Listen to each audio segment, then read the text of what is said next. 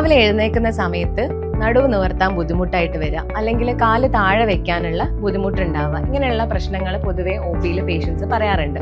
അപ്പോൾ ഇത് പൊതുവേ ഒരു മസിൽ പെയിൻ്റെ ലക്ഷണമാവാനുള്ള ചാൻസ് ഉണ്ട്. അതായത് നമ്മൾ കൂടുതലായിട്ട് എന്തെങ്കിലും സ്ട്രെയിനേഴ്സ് ആയിട്ടുള്ള ജോലികളൊക്കെ ചെയ്യുക, പിന്നെ അതിനുള്ള പ്രോപ്പറായിട്ടുള്ള റെസ്റ്റ് കിട്ടിയിട്ടുണ്ടാവില്ല, അല്ലെങ്കിൽ നമ്മൾ റെഗുലറായിട്ട് എക്സസൈസ് ഇല്ലായ്മ കൊണ്ടുവരുന്ന ടൈറ്റ്നെസ്, അങ്ങനെയുള്ള എന്തെങ്കിലും ഒരു മെക്കാനിക്കൽ ബാക്ക് പെയിൻ ആവാനുള്ള സാധ്യതയുണ്ട്. പക്ഷെ ചില ആൾക്കാർക്കെങ്കിലും ഇത് ഡിസ്ക് ബൾജ് കൊണ്ടുള്ള പ്രശ്നമാവാനും സാധ്യതയുണ്ട്. അതായത് ഡിസ്ക് ബൾജ് ചെയ്ത് നമ്മുടെ കാലിലേക്കുള്ള ഞരമ്പിനെയൊക്കെ ചെറിയ രീതിയിൽ ബ്ലോക്ക് ചെയ്യുകയാണെങ്കിൽ ആദ്യം ഒരു ചെറിയ വേദനയായിട്ടായിരിക്കാം തുടങ്ങുന്നുണ്ടാവുക.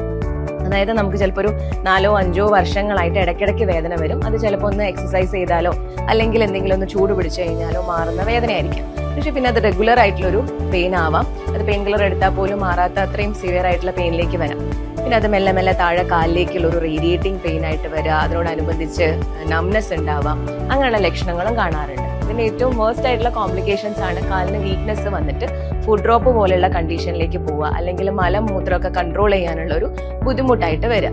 അപ്പോൾ ഈ ഒരു കണ്ടീഷൻസിൽ നമുക്ക് സർജറി ഇല്ലാതെ തന്നെ നോൺ സർജിക്കൽ ട്രീറ്റ്മെന്റ്സ് ഉപയോഗിച്ചുകൊണ്ട് ഇതിനെ ഒരു പരിധി വരെ കൺട്രോൾ ചെയ്യാനും അത് പെർസിസ്റ്റ് ചെയ്ത് കൊണ്ടുപോകാനായിട്ട് സാധിക്കലുണ്ട്. ഒരു കോമ്പിനേഷൻ ഓഫ് ട്രീറ്റ്മെന്റ് ആണ് നമ്മൾ ഇതിനകത്ത് യൂസ് ചെയ്യലുള്ളത്.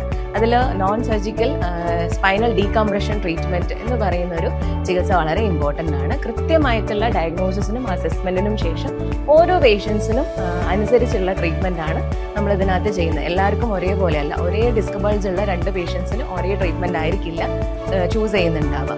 ഈ ഡീകംപ്രഷൻ ട്രീറ്റ്മെന്റ് കൂടെ തന്നെ repetitive peripheral magnetic stimulation treatment, അല്ലെങ്കിൽ robotic laser treatment, class 4 laser treatment, അങ്ങനെ ഒരു കോമ്പിനേഷൻ ഓഫ് ട്രീറ്റ്മെന്റിലൂടെ നമുക്കിത് കൺട്രോൾ ചെയ്യാനും ആ വ്യക്തിയുടെ പ്രശ്നങ്ങൾ ഒരു പരിധി വരെ പരിഹരിക്കാനും സാധിക്കുന്നുണ്ട്.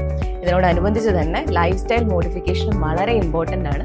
അതായത് കൃത്യമായിട്ടുള്ളൊരു വെയിറ്റ്, പ്രൊപ്പോർഷനേറ്റ് ആയിട്ടുള്ളൊരു വെയിറ്റ് നമ്മൾ നിലനിർത്തുക, കൃത്യമായിട്ടുള്ള എക്സസൈസ് ഫോളോ ചെയ്യുക, അതേപോലെ നമ്മുടെ പോസ്റ്റർ കറക്റ്റ് ആക്കുക, അങ്ങനെ കൃത്യമായിട്ടുള്ളൊരു ലൈഫ് സ്റ്റൈൽ മോഡിഫിക്കേഷനും കൂടെ ഇതിൻ്റെ കൂടെ വളരെ ഇമ്പോർട്ടൻ്റ് ആണ്.